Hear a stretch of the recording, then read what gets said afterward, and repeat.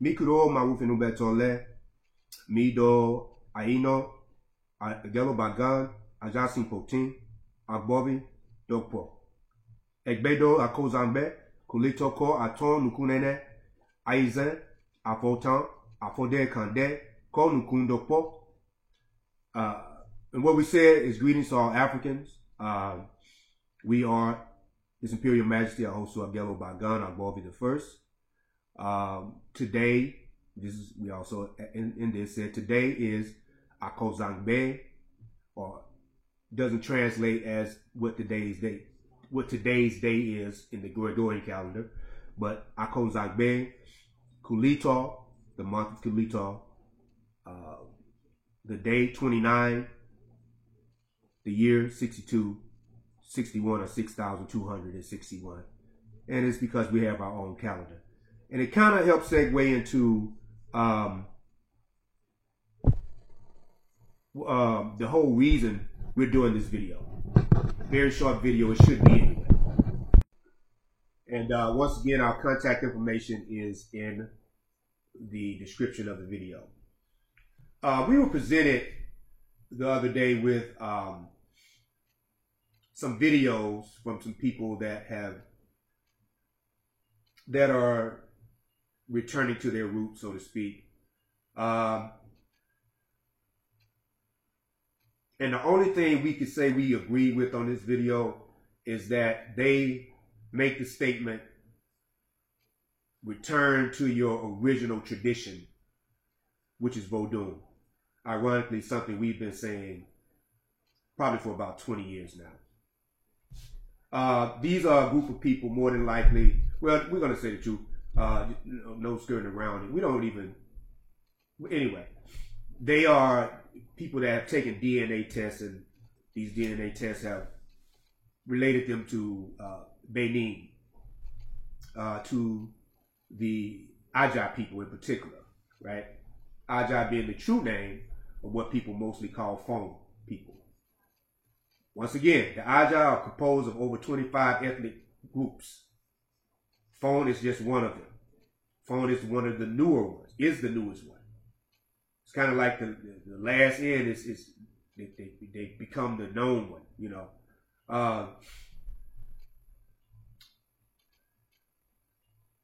So in the video, they're purporting to teach you Vodun on a tour. As you're on a tour, they're giving these workshops in how to dance for a certain deity. Don't know if they're teaching sacrifice, but they were doing sacrifice for these people. These people had no clue as to what was going on.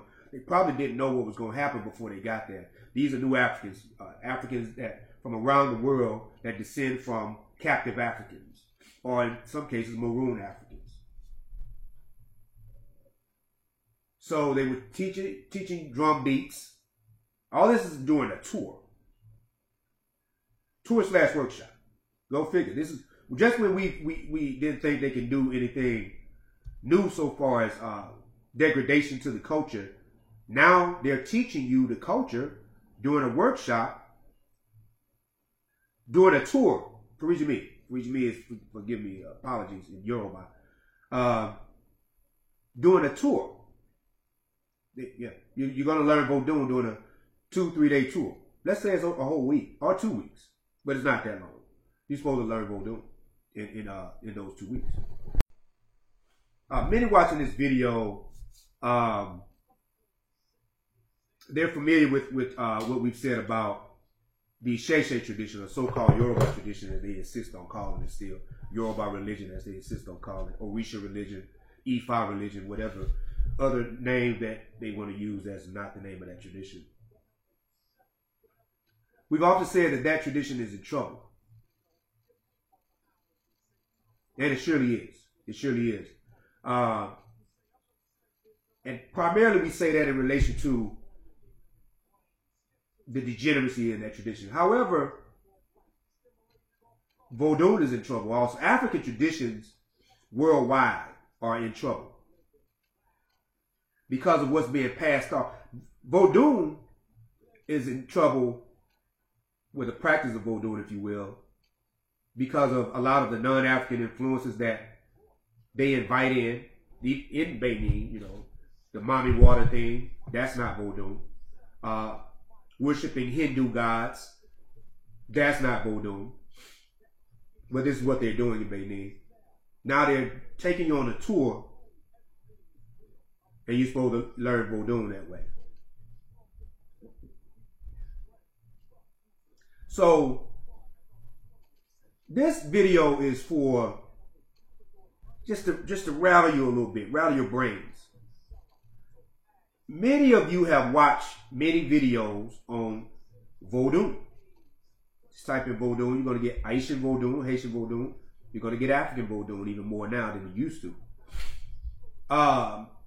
Excuse my sinuses, very high pollen season this year.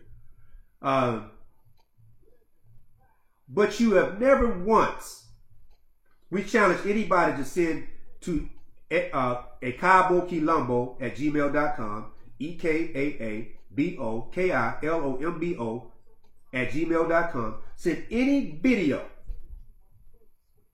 that is showing, not showing, but teaching the deep esoteric philosophy of Vodun. We challenge anybody to, outside of our videos, of course. Can't send our videos because we're the one making the challenge.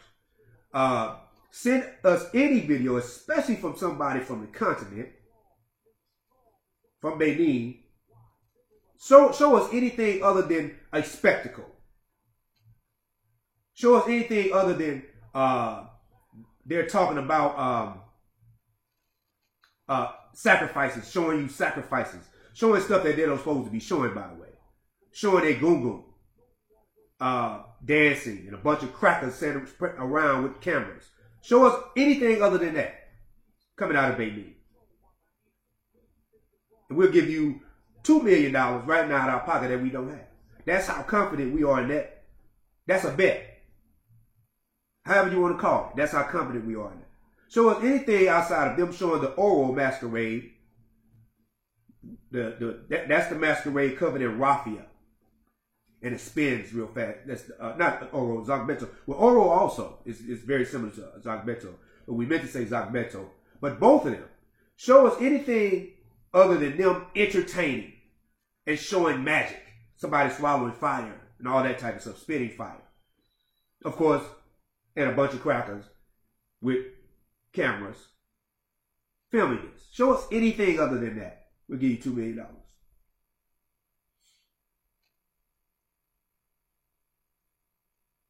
And by the way, Zagbeto and Oro, those are masquerades that are supposed to come out at night.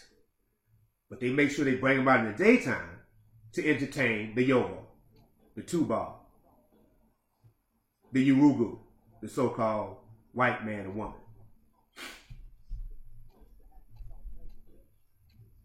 That's a problem. Now, if you are, we're making this video because we want to show you that there is an alternative. You look, we're not trying to sell anything here. We're trying to get you to think.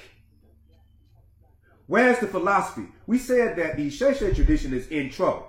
It's pretty much a wrap for them. We don't know how they're going to resurrect away from the degeneracy that they've been involved in. But at least in the case of Isheshe, they have people attempting, and in some cases, actually teaching the philosophy of Isheshe. Even people from Yoruba land are teaching the philosophy. Fact is, they're willing to teach it to anybody. The problem is, rather.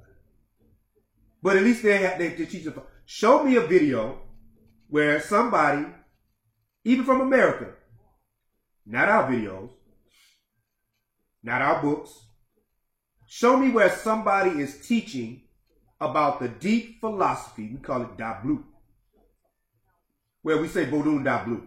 Vodun is a deep mystery, right? Dark mystery. Show me anybody, especially from America, and I specify this for a reason, that's teaching about the philosophy instead of just making videos talking about we need to go back home. Vodou is our tradition. What is it? Let's say I didn't know anything. I'm left Christianity, left Islam, left all the trash religions that were forced on our people. I'm not into any foreign religion. I ain't into making up no Buddha is black and all that type of stuff. So now I'm like, okay, African tradition, where is that? I see a video. These people saying, come to Vodou. And all I see is a bunch of dances, drumming, and animal sacrifice. And a bunch of white folks. Where's the philosophy? Or is it that our people are not blue, not into the deep mystery anymore? Because they seem to be falling for a hook, line, and sinker. We run into people, we've run into Vodou practitioners. We talking about initiated in Benin. Don't know simple greetings. At least the Yoruba, the people in the Isheshe tradition, you know, well, they're still getting there, but they're getting better with their greetings. Because, you know, the Alafia thing, they're still saying that. And Alafia is not an African word. It's an Arabic word. It's not a Yoruba word. But they're getting there. At least they use little greetings with each other. Beleo, Bawuni, Eyinko, you know, Ekale, Ekabo. You know, they're saying, at least saying that. Vodou practitioners in America? No. We literally was trying to greet this woman who's supposed to be a chief some years ago, and she didn't know what we were saying. We can't even get past the basics of greeting. That's culture. But see, that's the problem. Many of these people are looking for religion. So the religions are the religion and the magic. The people that's looking for religion and magic, both a lot of the time they're both in the same person, right? They're looking for magic and religion, right? So that spectacle of the Zangbeto dancing and spinning and the animal sacrifices, that awe that they get from that, is the same spookism that they brought over from when they so-called left Christianity. So for those that's looking for magic and all that, I guess going on a tour and learning a couple of drum beats that you're going to forget in 2 weeks, and because that's set up for you to spend more money, get on that plane, spend more money, come back. Because you can't, what you going to learn, especially with Vodou, take it from someone that knows Vodou, what you going to learn in 2 weeks or 30 days. If you was over that 30 straight days. Now you got to go back. Now we understand the Maroon philosophy, the Quilombo Nu or Maroon philosophy that we carry out in our way that we live Vodou at Gunlodo is not for everybody. So this video is not about somebody coming to Gunlodo. It's about you thinking, what is the philosophy? What is the language? What is the customs in the household of one who lives Vodou? What is that? How does a Vodou marriage look like? The marriage ceremony. How the everyday part of the household part of Aja culture. How does that look? So ask those people that's making these videos, you know, what is the philosophy? Do this. Don't give them time to call Benin to ask a question through an interpreter, through another interpreter. Because more than likely they speak English.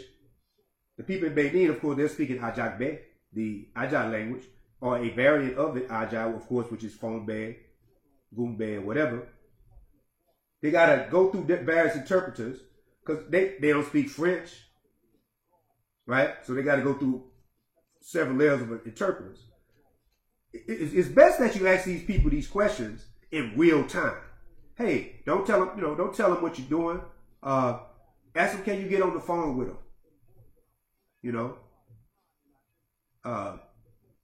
If it has to be through email, do a test. See how fast they respond to other stuff before you start asking the deep stuff. And you'll see what I'm talking about. The communication start getting slow. If you can catch them on the phone, You get the or you get them saying, well, I gotta ask my teacher in Benin. You the one got 10,000 people though following you on Facebook or on YouTube.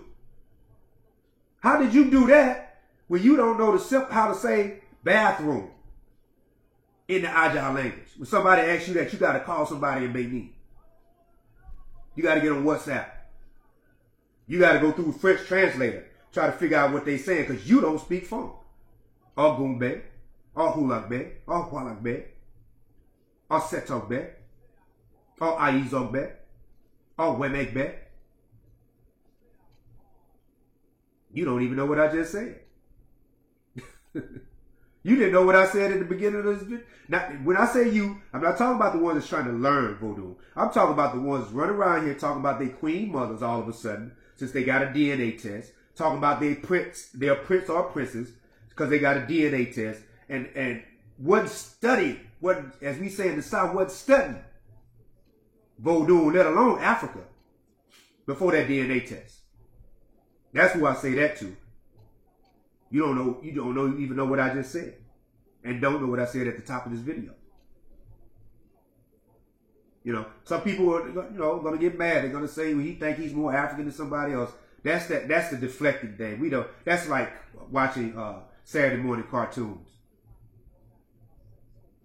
You know, might laugh, might not, a little entertaining. All right, let's keep it moving. You know, that's that deflection stuff when they do that. So, now for clarity, because we know how the enemy will do, they'll try to, we understand the whole concept of sound bites now. Taking stuff out of context or whatever. The enemy would take this video, or part of this video, and say, he's against us doing ritual in Vodou. He's against the dancing. He's against the drumming. Now, common sense ought to tell a person that, how can a Vodou, a person that's a king in the Ajah culture, Vodou is his way of life, how could he be against the drumming? But you have to kind of spell things out in this Ugazi age that we're living in now. Because our people, it's like they're loaning their half of their brain out to some factory or something. I don't know. So for clarity, we are 100% about the dancing, the songs. Because in the songs, a lot of the songs, if you know the language, there's the philosophy. There's the way of life to a degree, right? The drumming, the drum beats, the dancing. We going back to the dancing, the bonk dance. The bonk dance. Now, for those in Vodou that don't like our maroon philosophy or whatnot, we're not going to tell you what bonk means. We're not going to tell you like how to recognize that dance when you see it. Anybody that's sincere can contact us, and we may have a dialogue about it. Well, you can have a dialogue with one of the chiefs. So we are about the dancing and the singing and ritual. We are less about the animal sacrifice. We are trying to figure out ways to get away from that, to elevate beyond that. We say elevate because one of the reasons that we have to do animal sacrifice, to be honest with you, is because the people are not sacrificing within. Us, as a group of Mawufe Nubeto, we're not sacrificing within. So now we kind of get tied into the animal sacrifice. There are other traditions that are people that are striving that once had animal sacrifice, and they collectively got together and evolved collectively. Now they may be degenerates. I'm talking about like the Indians, from India, from the East, India. Jews, they are degenerates, but collectively they have the power, they have the ashe they put together and say, all right, now it's time for us to evolve this way together. And if we do this together, it's going to work. So the Hindus, for the most part, still don't, they don't do animal sacrifice. The Jews, for the most part, don't do animal sacrifice. And even the Arabs, for the most part, except for maybe once a year, I think doing that. We don't know if we pronounce this correctly. E-I-D, the Eid festival. They do is it a camel? But in some places a camel, some places a goat. That's once a year. We are in this cycle where we have to continuously do animal sacrifice because we have not collectively elevated. That's why when we say Vodun is in trouble, Isheshe is a wrap for them. That's why the animal sacrifices seem like they're increasing. But at Gunlodo, we're going to, for our monarchy, we're going to eventually eliminate animal sacrifice. We're New Africans. People now we know we're finna create some drama there. How you gonna? He's against animal sacrifice. Once again, if you have a tradition that cannot evolve with your geography and your historical circumstances, and just evolve in general, then something is not right. Something is not right. So yes, we do seek to eliminate animal sacrifice, and in fact, we do animal sacrifice way less than most people do. Way less. It's because collectively, as a people at Gunlodo, the ancestors, the Kalito Gangan, they are like, okay, they own something over there. Collectively, they're not practicing degeneracy. They're not doing orgies like some of these other groups that you all may know about. They're not speaking French to their deities, like a lot of the college-educated Negroes that are practicing Vodun now. They think they can speak French to African deities.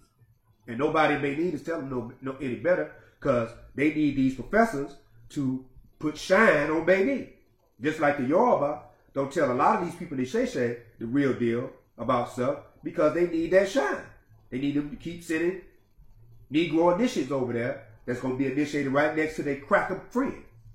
Going to become their friend. They didn't know them before. They're going to become their friend in the initiation grove. So they need that. So they're not going to tell you Alafia is not an African word. Unless you reach the subject, oh yeah, it's not yeah. That's why you never hear them say Alafia. They only say it to you. Ask them that. Real-time conversation though. Don't do email. But we know that a lot of people watching this could care less about any of this. But if you're looking for a straight up Vodun and culture, you should start asking. Another thing, have you ever noticed any of the people from America that's doing the videos, they're not using the language? They're not even starting the video with a simple greeting in the Aja language. Think, brothers and sisters. That's a problem. That is a problem. That is a problem. Unfortunately, we are the only ones, the only New Africans, descendants of Catholics. That's what a New African is. We want to emphasize that again. That use the language the way we do. We have a whole book written in not only the Fon dialect of the Ajai people, but it also is totally written in an African script called Inko, in apostrophe Ko, created by Suleiman Kante. That's how serious we at Gunlodo are about re-Africanization. And I guess it's about how serious are you about re-Africanization? How serious are you about culture? Vodun is much more than a bunch of rituals.